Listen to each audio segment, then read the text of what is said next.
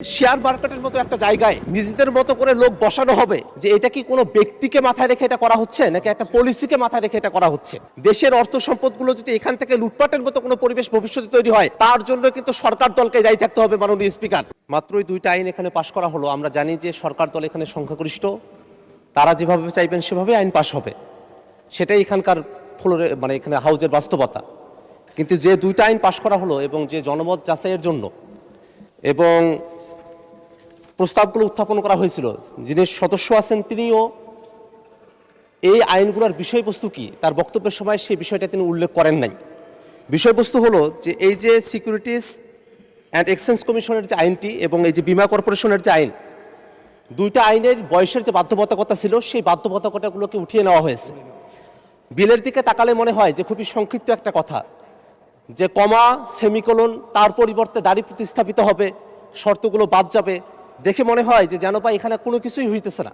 কিন্তু বাস্তবতা হলো এই যে সিকিউরিটিজ অ্যান্ড এক্সচেঞ্জ কমিশন, সেখানে 65 বছরের একটা বাধ্যবাধকতা ছিল চেয়ারম্যান এবং সদস্যদের ক্ষেত্রে, এবং বীমা উন্নয়ন ও নিয়ন্ত্রণ কর্তৃপক্ষ সেখানে 67 বছরের একটা বাধ্যবাধকতা ছিল।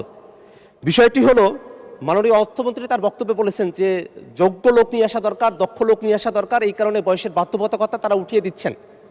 প্রশ্নটা হলো যে এটা কি কোনো ব্যক্তিকে মাথায় রেখে এটা করা হচ্ছে নাকি একটা পলিসিকে মাথায় রেখে এটা করা হচ্ছে।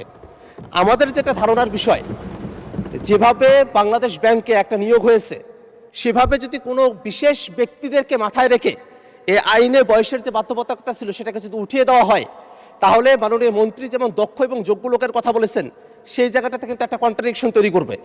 আইন পাশ হয়ে গেছে, কিন্তু আমরা বিরোধী দলের পক্ষ থেকে আমাদের কনসার্নগুলো এখানে জানিয়ে রাখছি এই কারণেই, কারণ বিএনপি সরকার 2001-এ যখন ক্ষমতায় এসেছিলেন তারা তত্ত্বাবধায়ক সরকারের নিজেদের মতো করে উপদেষ্টা বাড়ানোর জন্য প্রধান বিচারপতির বয়স যখন 65 থেকে 67 করেছিলেন, তারপরে একটা দীর্ঘ ভোগান্তি জাতিকে আমাদের পোহাতে হয়েছিল।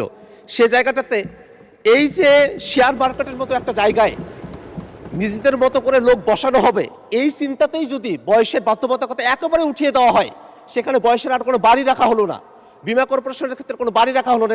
এগুলো কিন্তু আর্থিক প্রতিষ্ঠান, দেশের অর্থ সম্পদগুলো যদি এখান থেকে লুটপাটের মতো কোনো পরিবেশ ভবিষ্যতে তৈরি হয় তার জন্য কিন্তু সরকার দলকে দায়ী থাকতে হবে। মাননীয় স্পিকার, আমরা আমাদের এই কনসার্নটা জানিয়ে রাখলাম।